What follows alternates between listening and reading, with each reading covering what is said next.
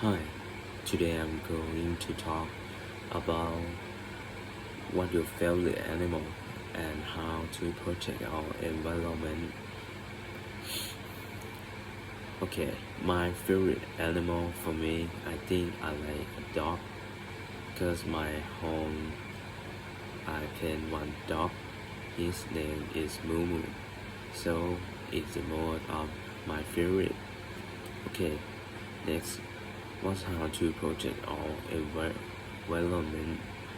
First, reduce, reuse, recycle.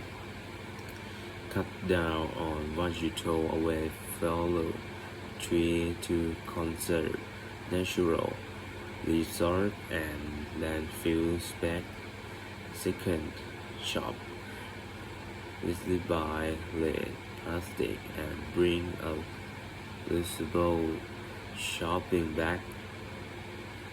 And finally, plant a tree provide food and oxygen that will save energy, clean the air, and help combat climate change.